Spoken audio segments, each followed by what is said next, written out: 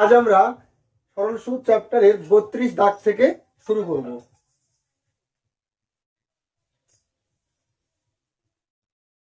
এক ব্যক্তি ব্যাংকে আলাদা খাতে 15,000 টাকা করে যথাক্রমে 6 এবং 5 বছরের জন্য 8% হারে জমা রাখলেন। মেয়াদ শেষে ওই ব্যক্তির সুদের পার্থক্য কত টাকা হবে?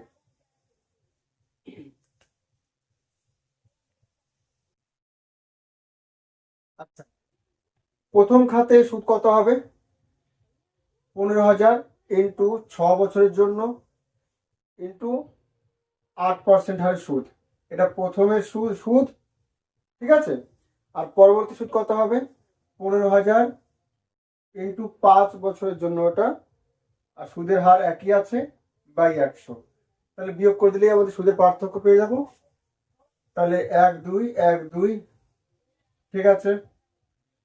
তাহলে 150 ইন্টু 6 8 কমন, তাহলে এখানে থাকবে 6 আর ওখানে থাকবে -5 মানে 1 আর 15 120 1200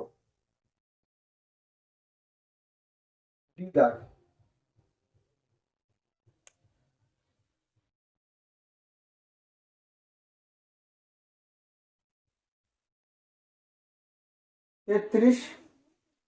এক ব্যক্তি দুটি সমান মূলধন যথাক্রমে 8% হারে 6 বছরের জন্য এবং 10% হারে 3 বছরের জন্য রেখে রেখে দেখলেন সুদের পার্থক্য 1800 টাকা হয়েছে। প্রতিটি মূলধনের কত টাকা? ধরে নিচ্ছি মূলধন x টাকা, ঠিক আছে, বা p টাকা। তাহলে প্রথম ক্ষেত্রে 8% হারে 6 বছরের জন্য, তাহলে p ইন্টু 6 বছর ইন্টু 8 PTR বাই 100, এটা প্রথমে সুদ।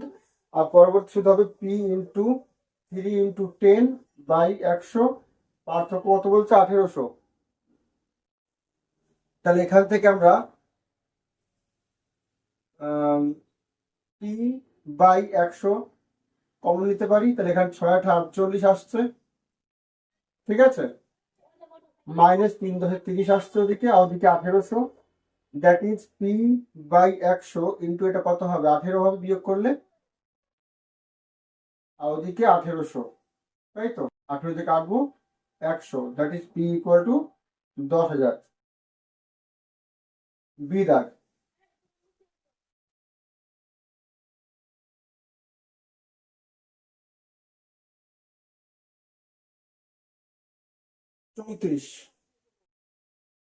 এক ব্যক্তি 10,000 টাকা করে দুটি ব্যাংকে যথাক্রমে 8% হারে 5 বছরের জন্য এবং 7% হারে 6 বছরের জন্য রাখলেন। সুদের পার্থক্য কত টাকা হবে? সেম। তাহলে প্রথমের ক্ষেত্রে সুদ কত হবে?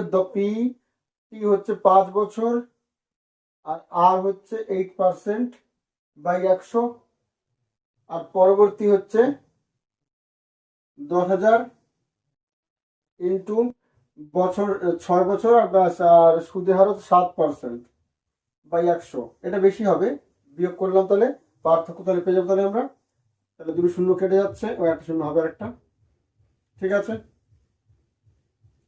তাহলে 100 এখানে কত আসছে? 6 7 4200, আর এখানে 5 8 4400, দ্যাট ইজ 200, পার্থক্য 200 আসছে। সি দাগ।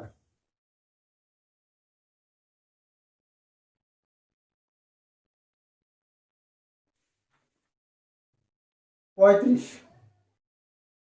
কোন মূলধন 4 বছরে সুদে আসলে 1240 টাকা এবং 10 বছরে 1600 টাকা হয়, আসল কত? দেখো, 4 বছরে সুদে আসলে কত হয়েছে?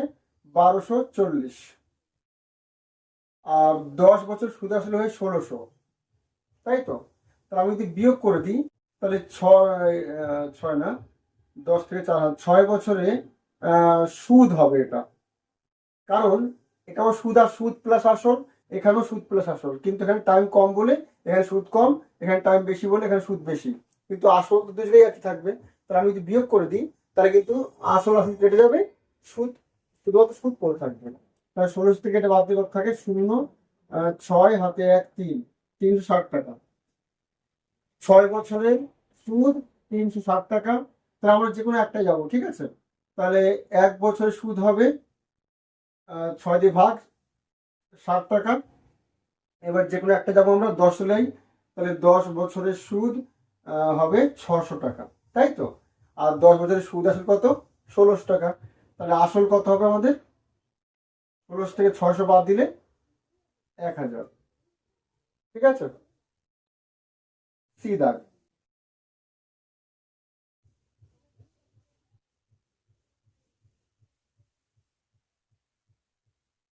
36, কোনো মূলধন 8 বছরের সুদে আসলে 1120 এবং 10 বছরের সুদে আসলে 1200 টাকা হয়, সুদের হার কত? সেম অঙ্ক। আচ্ছা, 10 বছরে সুদ আসল কত হয়েছে? 1200 টাকা। আর 8 বছরের সুদ আসল কত বলেছে? 1120 টাকা। বিয়োগ করলে 2 বছরের সুদ, আবার একটা বলে সুদ কত হবে? 80 টাকা। তাহলে 1 বছরের সুদ কত হবে? 40 টাকা। তাহলে এবার যে কোনো একটা যাবো আমরা, 10-এ চলে যাই। 10 বছরের সুদ হবে 400 টাকা। আর 10 বছরের সুদ আসল 1200 টাকা। তাহলে বিয়োগ করলেই আমাদের আসল পেয়ে যাচ্ছি। অতএব আসল হচ্ছে আমাদের 800 টাকা। তাহলে এখন 10 বছরের আসল হচ্ছে 800। তাহলে পি হচ্ছে 10 বছর, আর জানি না আমরা, বাই 100, এটা হচ্ছে সুদ। পিটিআর বাই 100 সুদ, এই 10 বছরের সুদ অর্থাৎ এইটা সমান 400। ক্লিয়ার?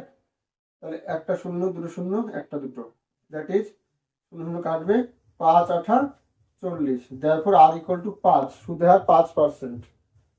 36-এর ডি দাগ।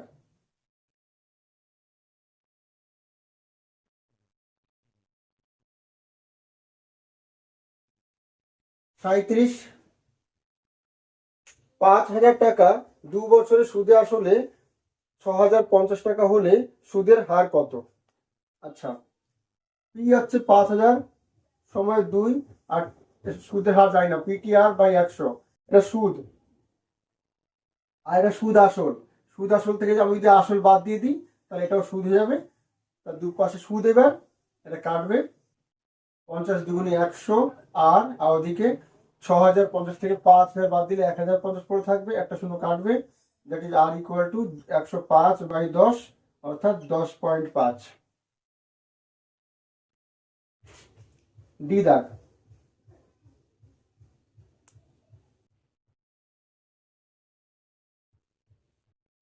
38, কত বছরে 8% হারে সুদ আসলের 2/5 গুণ হবে? তাহলে ধরেছি আসল পি, আর টি হচ্ছে কত বছরে চেয়েছে, তাই তো। তাহলে পি টি আছে, আর আর 8%, পিটিআর বাই 100, এটা সুদ। এই সুদটা, এই সুদ আসলের 2/5 গুণ হবে, আসল এ 2/5 গুণ, ঠিক আছে। তাহলে 5 20 100, এটা হলো 4 দিয়ে কাটি, 4 দুগুণি 8, 4 5 20, 2 দিয়ে কেটে যাবে, পি পিও কেটে যাবে, তাহলে ওদিকে 1 আছে। তাহলে দেয়ারফর টি ইকুয়াল টু 5 অক্ষে 5, অতএব নির্ণয় সময় 5 বছর। তাহলে 38-এর 5 বছর, সি দাগ।